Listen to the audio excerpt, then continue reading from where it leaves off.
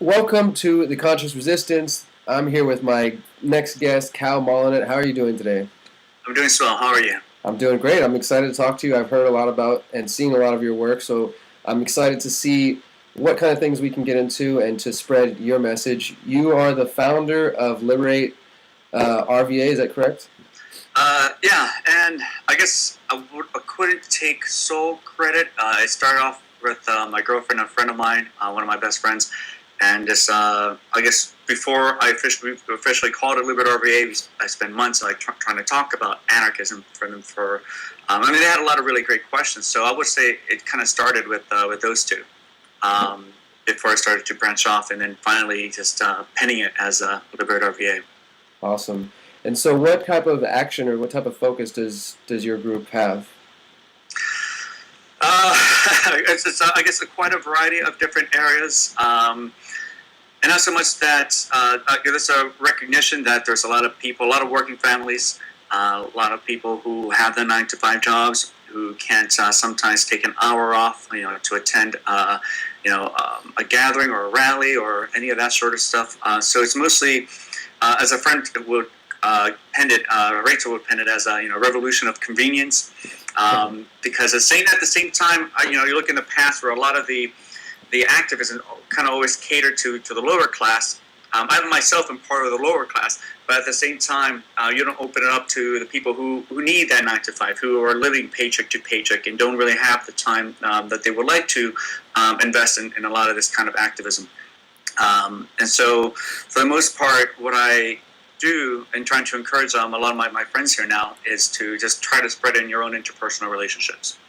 If you have a girlfriend, if you have a husband, a friend, best friend, start off right there at home. And if anything, invite them to the Freedom Gathering so we can kind of continue the discussion here.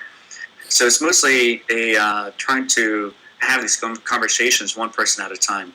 Yeah, that's what I was going to say. Your focus from your videos seems to be getting out there and, as you said, getting the conversations going. I really enjoy that because I often try to remind listeners, viewers, and fellow activists that the revolution is in the conversations. It's in the day-to-day activities that we're doing with our families, with our friends, with our loved ones. And we're coming off of Thanksgiving here in America, where we had all sorts of opportunity to create conversation and create dialogue on anarchy, on freedom, on self-rule, and of course on just a number of important topics that are happening in our world today. So I appreciate the tactic that you do there, because it is important for us to break down those barriers. And often, as I'm sure you've realized, when you get out there and you just start talking to people, you find common ground, and you see their mind sort of taking in the information, whether it's something involving anarchy or a specific current event. You see them turning it over in their mind and really thinking about it. And often it can create either cognitive dissonance, where they're going to reject it out of programming, or they might actually say, you know what, I've never thought about it that way, and you can really create change. So what has your experience been going out to the streets, and how long have you been doing that type of activism? Well, I guess I've been doing it now for a little over a year now. I started last year in May, and the first sign I had was ask me how voting is immoral. Before now, I'm trying a different sign, which I've got a lot more better interest in. Ask me how government is immoral, and to kind of invite the question. You came to me. I didn't come to you. I'm not in your face. I'm not yelling at you. I'm not antagonizing you. And so it's the conversation, for the most part, people who do come and talk are people from out of curiosity or out of humor, which is great places to start from, in terms of conversation. So you kind of remove some of the barriers of entry to discussion, especially with something as complicated as anarchism. It doesn't have to be complicated, but if it was easy, then everyone will be doing it. But so you kind of have to remove some of the defenses that people kind of have towards new ideas, is to kind of lose the, as you called it, the not the Stockholm syndrome, not the Stockholm syndrome aspect of it, but cognitive dissonance, and trying to launch that out of it. And most people feel comfortable if they feel like they're still owning their own conversation, owning their own arguments. I'm not making you feel wrong. I'm not making you feel, like it's your fault. I'm not calling people statists. Yeah, and I appreciate that, man. A lot of activists will get stuck in the mentality of us versus them, and as you know, that only breeds further division. Yeah. whether we're calling people statists or sheeple or whatever your choice word may be. It doesn't really, I would say for me personally, and obviously you've come to the same conclusions, it doesn't really serve our purposes in the long run. Right. You're diagnosing, and you've yet to provide them an opportunity to understand, I guess, the situation around them, for them to conclude on their own where they do want to stand. And so, for the most part, it's trying to encourage dialogue and conversation. So, if you have more questions, I'm here tomorrow. Come to our freedom gathering. Maybe you might not understand a lot of these concepts. That's fine, but at least the conversation's going in a rational point that no one feels threatened. And it's mostly towards a discussion to get to a better place, not to throw more wood in a fire, so to speak. And what type of responses do you generally get? I mean, do you feel you're gaining ground in your area, or do you run into some conflict? Right. Well, so when I first started doing this, I thought I would get a lot of fuck you, get the fuck out of here, or I thought I would get a lot of hostility, and I haven't. It's kind of been easygoing. A lot of people in the beginning, all right, that kind of makes sense, interesting. I've met a lot of friends through that, and along the way, I guess. Doing this for quite a while, getting better at it, improving, refining my rhetoric, and finding different ways to introduce different ideas in that, elevator talk I have maybe for 5 or 10 minutes before they go to another class. So sometimes I feel rushed. So it's a lot of interesting experiences that you can't substitute. And so for the most part, it's all been very, very positive. So I usually start off with 3 questions. They're all pretty much the same questions, pretty much asking if they, I guess the initiation of violence. And they always agree that it's wrong, it's immoral. So we start off as a starting point, before I can go to the complex, areas of anarchism, we have to kind of agree on some certain terms. And so otherwise, I've always found myself, if I start off talking about anarchism before I set it up, things do go all over the place. Yeah. And then I feel like I have to, I'm trying to answer questions all over the world here. And whereas I found a way to kind of set it up and preemptively answer a lot of those questions before finally we can get to, what are your thoughts now? Now that we've painted the brush of what the state looks like. And now we've painted the brush and the picture of what is the state, and that the only way that the state only knows how to solve problems is through violence. And then after that, the conversations get a lot easier. After that, it's... I haven't had any problems, except for maybe a communist. Usually communists are usually the ones I've had problems with, but talking with maybe 100 people now, there's maybe 3 communists I came across. One of them, his way of solving the problems in the world is through murdering the rich, and the other one is still through government. So I've had another communist kind of concede as kind of an apologetic communist. But for the most part, that's really it. So not surprisingly, right? Communists is you don't have to believe in property rights, right? I won't force this idea onto you. As long as it's voluntary, you can live in a community, whatever experiment you want to live in or try. But the division line is, are you going to violently force those ideas onto someone else? Can someone who lives in your community voluntarily leave if they wanted to, right? And for the most part, most of the communists only 3, I've come across, they would initiate violence. They are supportive of the state. The only way for them to solve this violence of the state is through more violence. So. Yeah, I want to touch on that in just a second. I think it's important, as you said, that when you go out there and you start communicating with people, your dialogue, your rhetoric, it gets sharper. I was watching a video here a few moments ago where you were giving out tips for people on what to do and how to get involved in communicating with people on the street. And it's definitely not for everyone. Sometimes it's you got to be quick on your feet when you're conversating with somebody. As I'm sure you know, they say one thing and you're instantly thinking of how you can turn that into something positive. And I agree with you that if you don't set up the conversation to let people understand these ideas without first talking to them about anarchy, they're going to come in with all their preconceived notions on what they think anarchy means and this and that. And I've been more and more personally shifting away from this branding of anarchism as far as, the colors and the right scene, the right wording, because I tend to feel that, as you know, that good ideas don't require violence, and they also don't require us to beat people over the head and say anarchy's right, anarchy's right. What you're doing with your work is you're going out and you're having conversations with people, and you're getting them to understand these ideas, which we can call anarchy and anarchism, but without having to tell them like this is, wear this flag or wear this right color. They just understand it in principle. They're like, wow, I guess I haven't really thought about that. Oh, by the way, this is called anarchy, and that makes it a bit easier. You don't create walls there by saying, well, we're the anarchists on this side and you guys are the opposite. We can create a dialogue.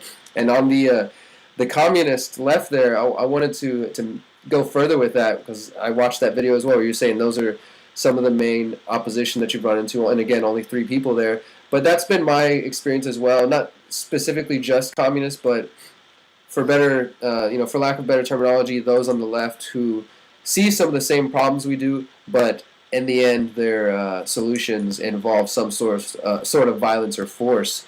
I mean, what do you feel is there a solution? Is there a way for us to really bridge that gap, or is that like our parting point? We can come up to certain points, but then when it comes to like, well, at the end of the day, and this is a quote that I've heard from somebody who I respect, who is on the left and a very well-known community organizer, who said, well, at the end of the day, if those capitalists try to maintain property, we will shoot them. Things like that. I mean, like, those are pretty strong statements, and what solutions can we get from that?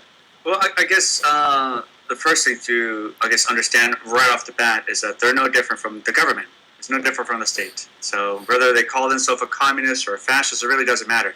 That you get the same kind of threat from government. Yeah. Technically, you can't own any property because of government. Through eminent domain to property taxes. So technically, the state isn't even there to protect your property. So technically, you can't even own your own body, right? So a lot of this stuff their threats are kind of empty anyways because they're already realized in the situation in the world around us. We live that in our day-to-day life. So for the most part, I found that I guess with a lot of these people, I just have like a common phrase like, well, hopefully one day you let go of the idea that violence will set us free. Take good care. I'm going to go talk to someone else who's a lot more interested. Right? Here's a pamphlet. If you have interested in more discussions and conversations, sure, we can have this. But right now, I'm out here to do something. I'm out here to find people who are already waiting to be free, willing to be free, waiting to hear something outside of, the mainstream, outside of from, I found that for the most part, people do understand there is something wrong with the government. I haven't found anyone that's like, all praise the state and there's nothing wrong that the state can do. And so just mostly sometimes when I talk to people trying to find what is that one piece about the state that they don't like, and then I can tailor the message towards that particular area. But at the same time, you're mentioning about communists, and well, you're mentioning also the colors and the divisions of, I guess, the way that the factions have kind of separated. And my thoughts on that was, you've had a lifetime, people who've been involved in this for decades, and centuries, but, to do something with the term anarchy, and it hasn't gone anywhere. It's more, again, more division, more, you're red and the black, you're gold and the black, you're, pink, green. It's like, look, it hasn't gone anywhere. All of the actionable plans that all these anarchists in the past have put forward have failed. The fact that you're still a tax slave today implies that all their actionable plans have failed. Maybe they could have worked perhaps in that time and place. Maybe you look at like Rothbard, for example, and why maybe perhaps he turned political near the end when anarchism is not a political position to begin with. Maybe it was harder for the people in that generation to understand the gravity of the situation. Now we're living in 2013, but maybe somebody in the 1970s couldn't see, the Social Security, the weight of that, and that is inevitably going to be unsustainable. Or people living in Detroit didn't know that, a couple of decades from now it's going to go into bankruptcy. It was difficult back then for people to see that, which is why maybe perhaps they turned towards political approaches. But at the same time, that's also failed. There are the white knights, Ron Paul, 3 times trying to run for presidency, failed. And so it's like it hasn't worked. And for the most part, you look at it objectively in terms of how they try to achieve freedom. It's always been through either violent means or political means. Both still synonymous. Both still the same thing. That's the language of the state disguising violence as politics, right?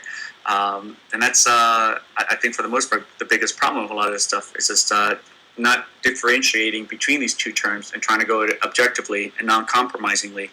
And only because, you compromise in any part of your values, you give an exception to politics or to that violence, you allow anyone to take that and to take that even further. And that's what the state does best, to take those exceptions and and then of course exacerbated from that and pointed out to, like, again, you're not allowed to steal, we'll call it taxes, right? So yeah, I think that's been, I've noticed a big problem with a lot of attempts in the past, not to define their particular words, to define the words like violence, for example, or you have the zeitgeist guy who calls it structural violence. Just very abstract definitions, abstract meanings, and that's what they're up against. Statists know how to define the words abstract terms even more abstract, and usually when you're a statist, if you're a statist debating another statist, that's usually whoever has like the most capacity of knowledge of abstract terms usually wins, arguing from the effect. So I feel that we already have something foundational, something rational, something consistent. I think that's our primary weapon of choice to kind of defeat the language or the matrix, and I think that's kind of what we have to stick with all the way with that consistency, and not compromising, not creating exceptions here. Yeah, I appreciate the way you put that, and it is important for us to watch our language and to be more conscious, more aware of our language, because as you said, there's a lot of abstract terms, and these things have guided us for quite some time. And really, the way you put it there, that we've let these other anarchists, these other ideas go for some time, and they haven't succeeded. Some people try to put it the other way and say, well, peaceful revolution hasn't succeeded in thousands of years, but I think the majority of the action that's taken place through the mind of the average person is conducted with violence. They follow the line of the state. They follow, or they, like as you said, they go towards partyarchy, as Konkin called it, and they think that they can somehow join the machine and change it from within. I tend towards more like Karl Hess, anarchism without hyphens, anarchism without adjectives, the idea that basically we can all recognize these principles, that we want everyone to have the ability to rule themselves and to build community and to become more self-reliant, self-sufficient, and all these types of things. And if we could build a solid foundation around that, which is, I think, what we're going at here, and then when we get past this enemy of ours, the state, and move on to greater tasks for humanity, then we can get to the point where, like, okay, now let's allow free experimentation of all these different types of economic schools, and let's see in real time which one of these is going to succeed and which one's going to fail. Will the market bear out and then let communism succeed and take over, and all of a sudden maybe we'll realize we were wrong, and we need to have this communist system? Or what we're really going to see, though, if we're allowed to have free experimentation, and from my experience, that's almost a sin in the eyes of some of these other anarchists or other activists, and not even exclusively to anarchists, but those who still want to use state means, who still want to work within the political system, where they just can't possibly have any group of individuals who want to opt out and want to create something else outside of them. And I've heard that from people. They're like, no, like, if I have to pay taxes, then you should have to pay taxes too. If you find some way to live more free, that's not fair. We all have to be subjugated under the same boot. So it is important for us to get out there and to have these conversations, because obviously, you're gaining ground here. Do you focus on your part of town? Do you go to the college? Is that where you normally are at? Yeah, I focus a lot at VCU, Virginia Commonwealth University. I was a student there. I was a senior last year, studying criminal justice, and these are the particular institutions where a lot of these statist ideology are kind of further cemented in the minds of a lot of as they look at tax cattle of all of us. And so, of course, you instill this kind of ideology in those textbooks. They're nothing but lies and propaganda, especially the criminal justice classes. For me, I feel like I wasted like a couple of years of my life. It's like I should have maybe gone in the arts. That's just still deals with abstractions. Great. That's not trying to objectify it. Whereas in the areas of social sciences, they've tried to. And so, yeah, it's I feel for the most part that's I guess for me, that's my little battleground. So it's they call it the compass. It's I guess for me to practice the Socratic method, I suppose, and try to talk about philosophy there. But so whereas a student who graduates from VCU and has been indoctrinated with a lot of these statist beliefs, they're the ones who go on to become like the managers, those are supervisors, leading a lot of the market forces. So of course that's part of the sustainability of statism is right through there. Through educating, I guess miseducating a lot of the people into understanding what's going on around them, and then they put them out there into the real world, and a lot of those ideologies continue to flourish. So I feel like for the most part, I mean, I can't do this at a regular, high school or whatnot. But we do have some members who actually are who go to the local high school, so they do talk about it there too. But I find it to be, I guess, at the same time, these are the students, these are the areas where they do have enough time to kind of objectively study and cross-examine. Whereas if I talk to someone who has a 9 to 5, coming home tired and working, has to 6 hours sleep, has to take care of their kids. For the most part, sometimes they don't have enough time to actually, look at the material, study the material. So it's the young adults, for the most part, then, who are eventually going to turn to the mothers and fathers and say, we need to have a conversation. They're the ones who are going to have the most effect to help their parents understand. Maybe not a stranger off the street like me, but in effect, talking to those, they'll have an opportunity to talk to their siblings and their family. I believe one remark I wanted to say on the red and the black and all that stuff, the different forms of anarchism in the past. My tip for that is just to ignore it. It hasn't gone anywhere, and it's never going to go anywhere. So when you have those encounters with the communists, for example, just ignore it. They're one person out of, here in Richmond, there's, I believe it's 120,000 people. Here in the city by itself, there's in the greater Richmond, there's like maybe 1.2 million. So that's insignificant. You have the rest of the people who've never heard of this division of anarchism, who's never heard of the red and the black, who's never heard of any of these older ideologies. So I could work with that. Yeah. I'd more sooner rather talk to someone who's a Republican or a Democrat, I guess a socialist, than talk to someone who's heard of some of the history of anarchism, or who's heard of Ron Paul sometimes, I guess minarchism. And so I guess that's pretty much where you kind of have to take this message out. You look at it as you would as you're selling any product, selling any message. You look at your market and trying to tailor that message to the individual for each encounter. Yeah, that's a great point there, man. This division, I think it's just for those of us who, whatever way you wake up or become aware, some people fight within political channels. You mentioned Ron Paul a couple times. Some people really thought Ron Paul was going to do it, and they became disenchanted and went on to anarchy. Other people came from the left side of things and then find their way over to this side, so to speak. But it is important to focus on the fact that people understand ideas. As you said, there's not everyone's aware of this division. It can be disheartening to come from mainstream politics and to see the blue and the red and the left and the right and Democrats and Republicans, and then to turn around and discover this new ideology and then be like, wow, there's just as much division here. Yeah. But we can move past that. As you said, it's probably not going anywhere anytime soon. Here in Houston, myself and the Houston Freethinkers, we work alongside a lot of so-called left anarchists, and some of them were very instrumental in inspiring us to get going. So we come together and we stand together on issues that we can. And then sometimes we're standing on the opposite side of the street, but it's just about coming together and focusing on those important points. Because I think, as you seem to know, and as your work highlights, we're past the point of focusing on the problems and focusing on division. It's time to get these ideas out there. It's time to go out there and to communicate with people. And as you said, the younger generation, we also deal with high school kids and people of all ages, really, from Vietnam vets in their 60s and 70s to high school kids.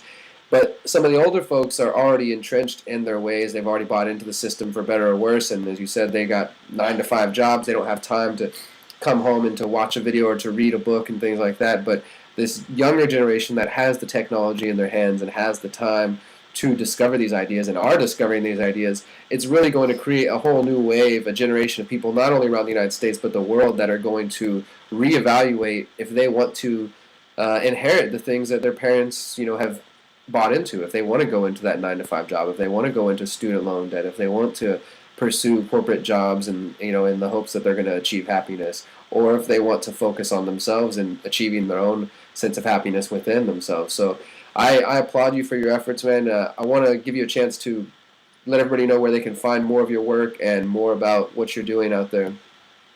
You can find everything on LiberateRVA.com. Everything's on the site. Of course, the videos are very easy to find on there too.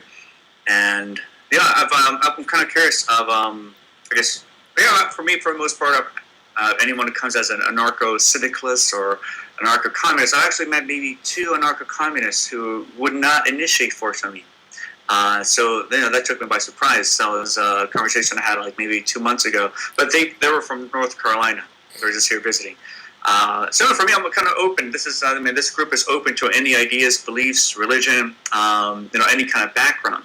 The only rule, of course, is that we will not we will not violently enforce these ideas onto anyone. So any of these ideas are more than welcome. My only thing with communism, again, is each one I've run into so far would advocate violence to violently force their ideas onto other people. And, I'm more than open and more than to meet another communist maybe perhaps someday if I've come across one that says, all right, we can both work towards achieving that. But for the most part, the invitation's still open. So I'm kind of curious, I guess, how you've kind of, what do you guys just avoid sometimes to talk of like private ownership or? Sometimes the conversation just doesn't come up, but I think our group operates in a similar fashion to the way you're describing, where it's open to anybody. We've had people come in and discuss their beliefs that are anti-capitalist, and then some people are anarchists. Others still fight within the political channels, but they appreciate the work we do. So we get all kinds of people, which is what I think we both enjoy here, is because I don't want to be surrounded by a bunch of robots. I'm not looking to create a society that's just a bunch of yes men or people who believe like me. I respect everybody's right to have their free own individual mind and to pursue freedom however that finds them. And I also appreciate the dialogue. So the conversations are there, they happen, and that's why, regardless of any kind of division or BS stuff that happens through the internet or through the so-called liberty movement or even on a local level, we push forth and we work with whoever we can when we can. I'm not going to get stuck on those separations and those differences. But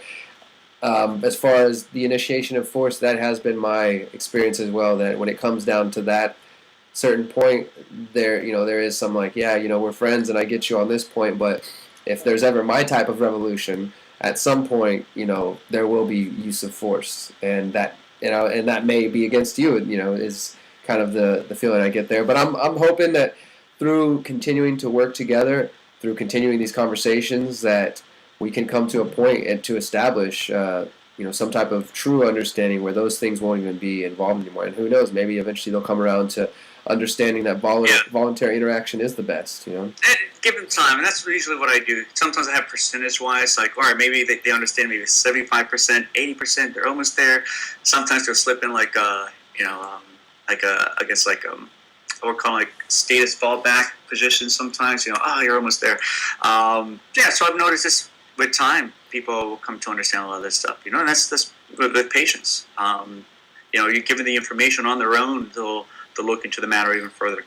And I think it's pretty awesome that you're actually going out there and talking to some of these people too, because that's, for the most part, that's kind of, I believe that's what's missing in the entire, if anyone's talking about freedom, is actually reaching out to your community and talking about freedom.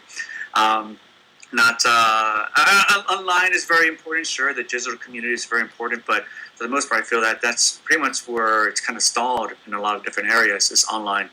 And instead of trying to go out, there are people who live near you, there's people who live in your own community, and these are all potential anarchists out there, and all you have to do is just exercise your voice.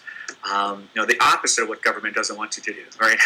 They want to say, again, your voice is a paper, a chat, a lever. They're afraid of you use your real voice, and actually you find some common ground.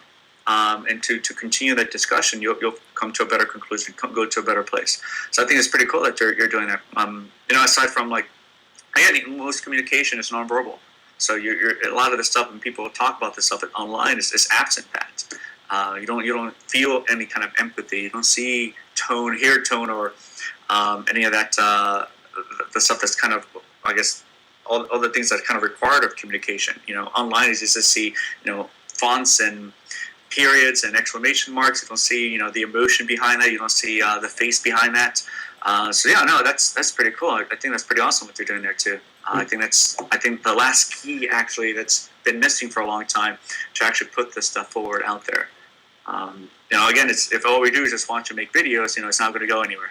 Yeah, exactly. If unplug every once in a while and step outdoors, then we do stand a chance in actually realizing real freedom in our lifetime. Well, I appreciate that very much. Thank you, Kal, for taking time to talk to us today. And as you said, and everyone listening, be reminded that all it takes is for you to grab a camera, walk outside, and go to your local shopping center or school or anything where there's going to be people and start a conversation.